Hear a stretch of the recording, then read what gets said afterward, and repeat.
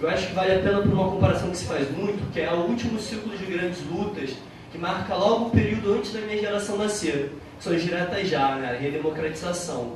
Que havia uma perspectiva, né, de que seria não só a garantia dos direitos democráticos, mas dos direitos sociais. Né? Para minha mãe, quando eu era pequenininho, ela me mostrava o vídeo do Dr. Ulisses com a Constituição Cidadã, né, que traria educação, saúde, terra como garantias, né, dos brasileiros. E a minha geração, bom, teve esse primeiro momento de tentar transformar profundamente o Brasil. O segundo foi, por exemplo, o PT, que foi crítico àquela Constituição, né, pelo que me passam pela história. Né, tinha um segundo momento de transformar o Brasil, que era uma combinação entre as ruas e as urnas, né, de que haveria um segundo momento.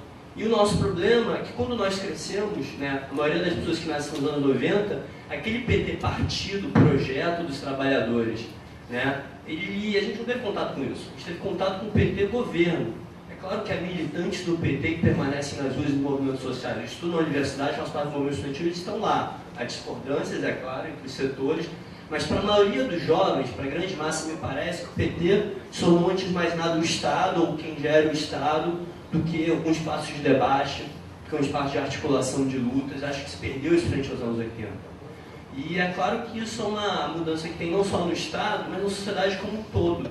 Né? É uma coisa muito interessante. Quando eu vejo nos livros de história no Google as fotos das manifestações do passado, né, haviam sempre bandeiras, é claro, mas haviam sempre grandes faixas. Né, que é algo que você tem que encontrar alguém para fazer.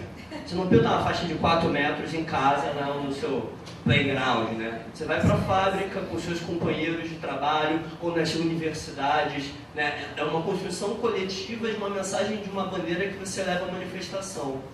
Agora, né, não é só os partidos que não representam as pessoas. Parece que nada representa a maioria das pessoas que está lá. E aí cada um tem que se representar. Então cada um tem que fazer na sua casa o seu cartaz. E a gente tem uma quantidade imensa de indivíduos se representando. Né?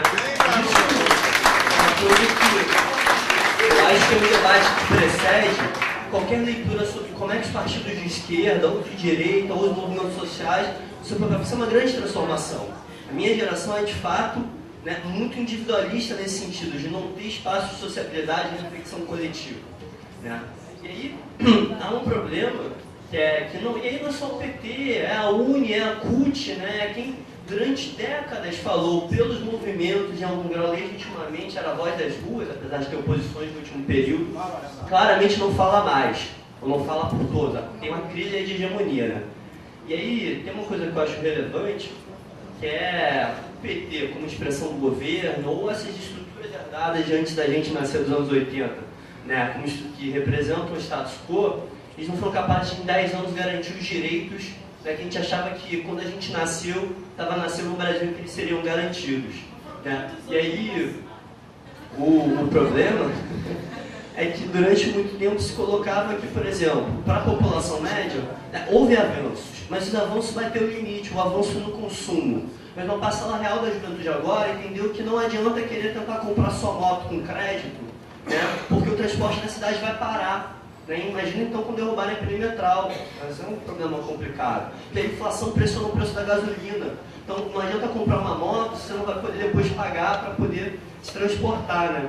E o debate era o seguinte, né? Quem entrou na universidade, com a aprovação das cotas, eu estudo numa universidade pública, mas houve também outros projetos como o ProUni, né? Para a parcela da população mais pobre, que historicamente estava excluída desses espaços, poder entrar, se deparou com universidades que no momento em que ela entra, acontece algo como aconteceu com a escola pública de nível médio. Esses espaços entram em crise.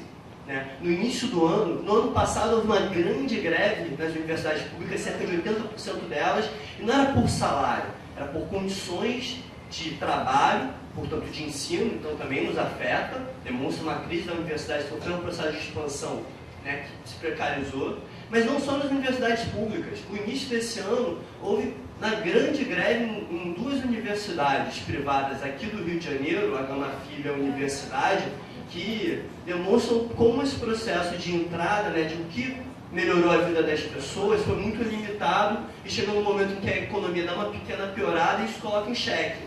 Quais são as pautas da rua? A pauta da rua é mais investimento para a educação e para a saúde. Né? E aí é muito interessante. Né? Muitas vezes o governo dos últimos 10 anos dizia que os direitos sociais não podiam avançar porque não tinha dinheiro, porque o Estado brasileiro não tinha dinheiro. A gente se contrapunha. Mas é difícil para a população entender, por exemplo, o debate da dívida externa, que virou interna, que é dívida pública, que tem que pagar superávit e por isso não aumenta os recursos. Uma coisa meio abstrata para o povo em geral. Mas quando o menino vê que estão gastando 1 bilhão no Maracanã, que já gastaram no Pan-Americano e que vão gastar de novo na Olimpíada, e olha para a escola em que ele estuda, ele fala, peraí, por que não gastam dinheiro com estádio, entendeu? Por que não gastar mais dinheiro com a Copa? A quem essa lógica dos mega eventos favorece? Então acho que a explosão social, né, tem a ver com esse calendário da Copa das Confederações, que virou das mobilizações, não só porque uma série de ataques a direitos e de resistências, embora de forma fragmentada, se intensificaram, né? Avançou o rolo compressor da remoção, avançou a luta contra a remoção, avançou a especulação imobiliária numa cidade profundamente cara como a nossa, começou a surgir mais protesto, né? Mas também por esse debate, se demonstrou claramente que o Estado brasileiro não avança nas pautas dos direitos sociais, não é porque não tem dinheiro, não é o Estado dos anos 80 que quebrou, teve que fazer renegociação com o FMI. O Estado com muito dinheiro, a Prefeitura do Rio de Janeiro deixa de gastar 2 bi toda hora. Ninguém gasta o que a Constituição previa que seria gasto, 25% no município para a educação, os 6% da UERJ que o Estado deveria dar, a gente sabe, né, quem estuda na UERJ, tirando a galera do direito, que é um pouco privilegiada, tem o seu olhar, né, como é que a UERJ é, né, e eu acho que esse debate, assim, isso é uma mudança de consciência, não só a gente pode ir para a rua para avançar e conquistar direitos, mas tem espaço, né. Pode não ter espaço com a piora da economia para o Estado tentar agradar a dois senhores.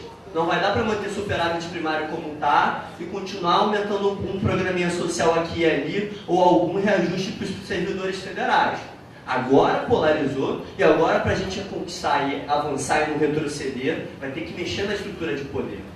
E tem uma coisa que eu acho que é importante dizer, né, sobre espaços coletivos, que debater a reforma política, o que as massas querem na rua, na minha leitura, não é reformar os políticos. É claro que pode ser mais progressista, né, debater revogabilidade de mandato, debater financiamento, né, público de campanha, mas a lógica das ruas não é se os políticos profissionais, né, vão ser mais ou menos controlados, mas como é que a gente faz política nas ruas? Como é que a gente faz política nos bairros? Né? Como é que nós, essa geração, nos tornamos políticos e não mais deixaremos a política ser monopólio daqueles que nos representam? E nessa experiência de pedagogia, né, de aprender, tem uma coisa que a gente tem que ter muita clareza, que é sobre esse caráter do Estado que fica mais claro para a população, e isso é muito positivo. Né? Num certo sentido, é uma derrota, que é muito ruim, né, que para quem está sendo removido, a representação do Estado seja um núcleo de terras da Defensoria Pública, que eu tinha colegas, porque parece que ele foi extinto. É o Pitar, secretário do PT, que articula essa política de remoções. É muito ruim que o Estado brasileiro não seja, por exemplo, um congresso político de debate. Como é que vai ser a reforma política do Congresso, mas a maioria das universidades e escolas locais de trabalho são profundamente antidemocráticos. Né? Sim, a maioria dos jovens brasileiros hoje vota para presidente, mas não vota para diretor de escola. As eleições de reitor até hoje estão sujeitas, né, em último grau, se o status quo for ameaçado, a lista tríplice é o 75% 15-15. Né? Então, nos bairros nem se fala, que a associação de um morador hoje, pelos companheiros da Maré, claro que há uma resistência, claro que há aqueles que não se renderam ou à cooptação ou ao avanço do neoliberalismo, mas é minoria. Né? Então, reconstruir essa democracia é um desafio.